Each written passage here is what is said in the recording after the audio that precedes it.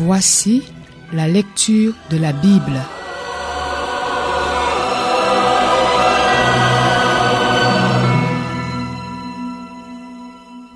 Genèse, chapitre 48. Après cela, on vint dire à Joseph, « Ton père est malade. » Il prit avec lui ses deux fils Manassé et Éphraïm. On avertit Jacob, on lui dit, « Voici ton fils Joseph qui vient vers toi. » Israël rassembla ses forces et s'assit sur son lit. Jacob dit à Joseph, « Le Dieu Tout-Puissant m'est apparu à Luz, dans le pays de Canaan, et il m'a béni. Il m'a dit, « Je te donnerai des enfants. Je rendrai tes descendants nombreux, et je ferai sortir de toi tout un groupe de peuples. Je donnerai ce pays à ta descendance après toi pour qu'elle le possède toujours. Désormais, les deux fils qui te sont nés en Égypte avant mon arrivée vers toi en Égypte seront les miens. Éphraïm et Manassé seront mes fils, tout comme Ruben et Siméon. Quant aux enfants que tu as eus après eux, ils resteront les tiens.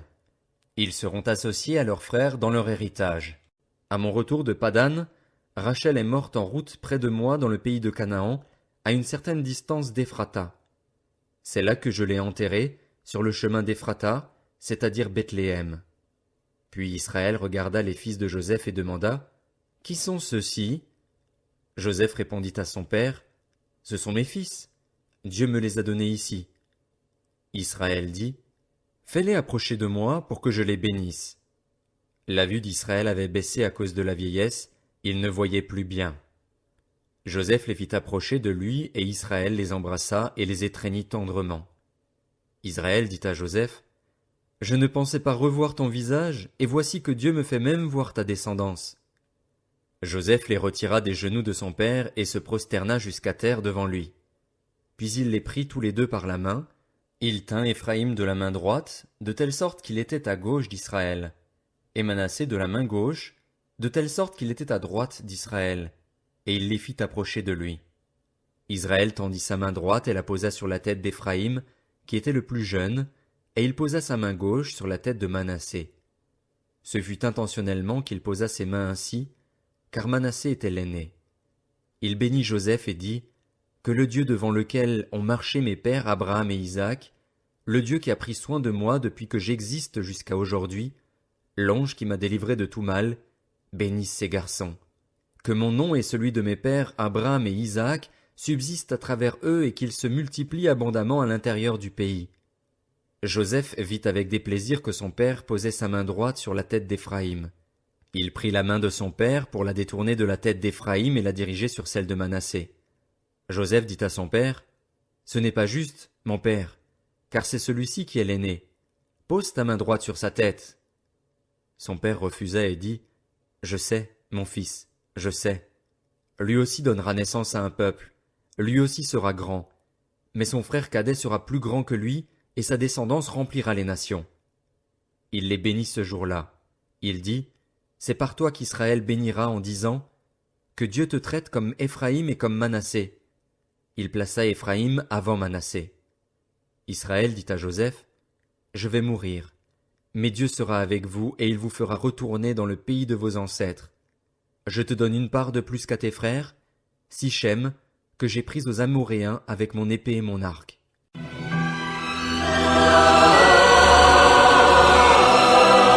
C'était la lecture de la Bible.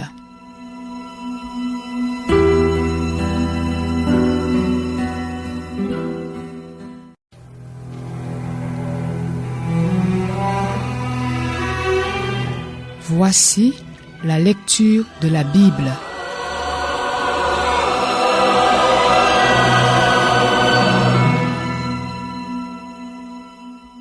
Genèse, chapitre 49.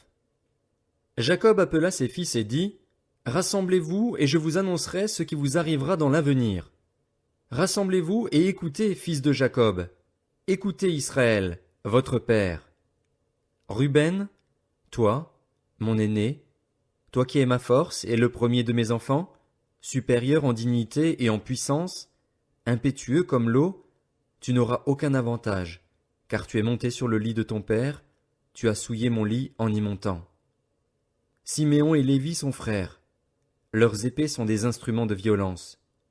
Je ne veux pas participer à leur conciliabule, je ne veux pas m'associer à leur assemblée, car pour assouvir leur colère ils ont tué des hommes et pour suivre leurs désirs ils ont mutilé les jarrets des taureaux. Maudite soit leur colère, car elle est violente, et leur fureur, car elle est cruelle. Je les séparerai dans Jacob, je les disperserai dans Israël. Juda, c'est toi que tes frères célébreront. Ta main sera sur la nuque de tes ennemis. Les fils de ton père se prosterneront devant toi. Juda est un jeune lion. Tu reviens du carnage, mon fils. Il plie les genoux, il se couche comme un lion, comme une lionne. Qui le fera se lever? Le sceptre ne s'éloignera pas de Juda, ni le bâton souverain d'entre ses pieds, jusqu'à ce que vienne le silo et que les peuples lui obéissent. Il attache son âne à la vigne et le petit de son ânesse au meilleur cep. Il lave son vêtement dans le vin et son manteau dans le sang des raisins. Il a les yeux rouges de vin et les dents blanches de lait. Zabulon résidera sur la côte maritime, il sera sur la côte des bateaux et sa frontière s'étendra du côté de Sidon. Issachar est un âne robuste qui se couche dans les étables. Il voit que le repos est agréable et que la région est magnifique, et il courbe son épaule sous le fardeau, il se soumet à des corvées d'esclaves. Dan jugera son peuple comme une seule des tribus d'Israël. Dan sera un serpent sur le chemin, une vipère sur le sentier, qui mord les talons du cheval pour que le cavalier tombe à la renverse. J'espère en ton secours, Éternel. Gad sera attaqué par des bandes armées, mais c'est lui qui les attaquera et les poursuivra. Azer produit une nourriture excellente. Il fournira les plats les plus raffinés des rois.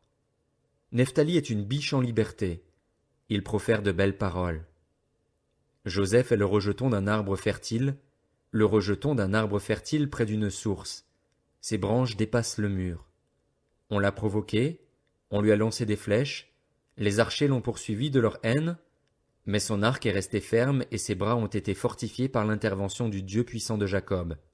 Il est ainsi devenu le berger, le rocher d'Israël. C'est l'œuvre du Dieu de ton père, et il t'aidera. C'est l'œuvre du Tout-Puissant, et il te bénira.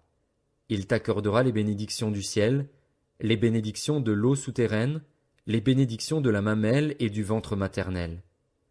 Les bénédictions de ton père dépassent celles de ses ancêtres, elles vont jusqu'aux limites des anciennes collines. Qu'elles reposent sur la tête de Joseph, sur le crâne de celui qui est le prince consacré de ses frères. Benjamin est un loup qui déchire.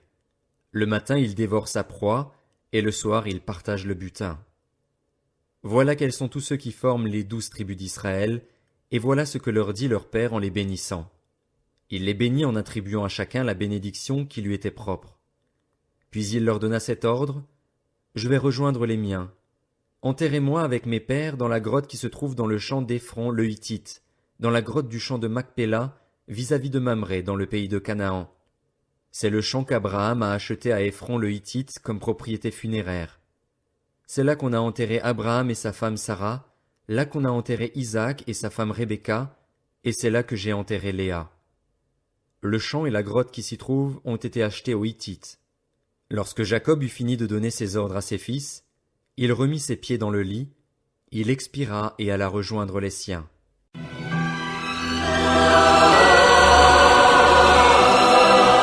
C'était la lecture de la Bible.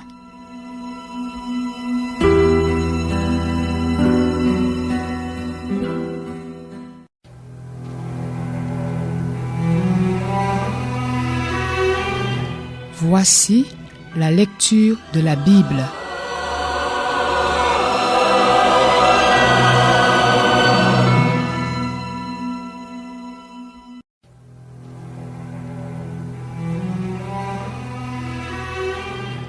Voici la lecture de la Bible.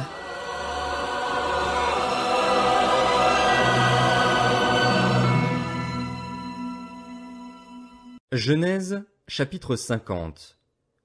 Joseph se jeta sur le visage de son père, pleura sur lui et l'embrassa. Il ordonna aux médecins qui étaient à son service d'embaumer son père, et les médecins embaumèrent Israël. Ce furent 40 jours qui passèrent ainsi et furent employés à l'embaumer. Les Égyptiens le pleurèrent 70 jours.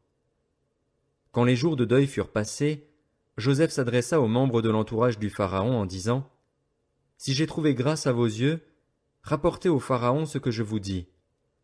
Mon père m'a fait prêter serment en disant « Je vais mourir, tu m'enterreras dans le tombeau que je me suis préparé dans le pays de Canaan.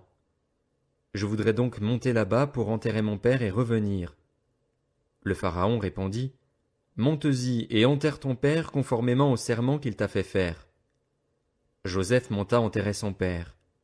Il fut accompagné de tous les serviteurs du Pharaon, des responsables du palais, de tous les responsables de l'Égypte, de tout son propre entourage, de ses frères et de la famille de son père. On ne laissa dans la région de Goshen que les enfants ainsi que le petit et le gros bétail. Il y avait encore avec Joseph des chars et des cavaliers, de sorte que le cortège était très nombreux. Arrivés à l'aire de battage d'Atad, qui se trouve de l'autre côté du Jourdain, ils firent entendre de grandes et très profondes lamentations. Joseph fit un deuil de 7 jours en l'honneur de son père. Les habitants du pays, les Cananéens, furent témoins de ce deuil dans l'aire de battage d'Atad, et ils dirent « Quel deuil important pour les Égyptiens !» Voilà pourquoi on a appelé Abel Mitzraïm cette aire de battage qui se trouve de l'autre côté du Jourdain. C'est ainsi que les fils de Jacob se conformèrent aux ordres de leur père. Ils le transportèrent dans le pays de Canaan et l'enterrèrent dans la grotte du champ de Macpéla, achetée comme propriété funéraire par Abraham à Éphron le Hittite et qui se trouve vis-à-vis de Mamré. Après avoir enterré son père, Joseph retourna en Égypte avec ses frères et tous ceux qui étaient montés avec lui pour enterrer son père. Quand les frères de Joseph virent que leur père était mort, ils se dirent « Si Joseph nous prenait en haine et nous rendait tout le mal que nous lui avons fait !» Et ils firent dire à Joseph « Ton père a donné l'ordre suivant avant de mourir. Voici ce que vous direz à Joseph. Oh, pardonne le crime de tes frères et leurs péchés, car ils t'ont fait du mal.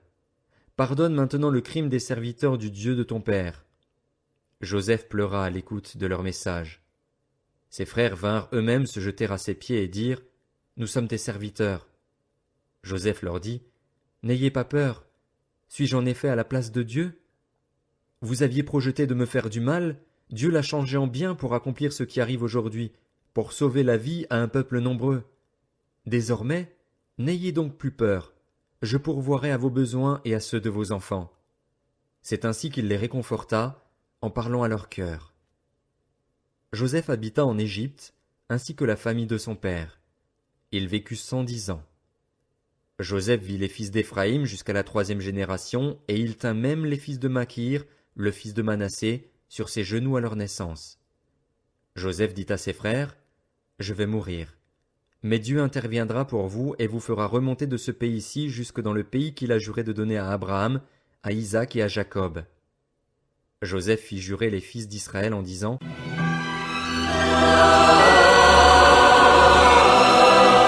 C'était la lecture de la Bible.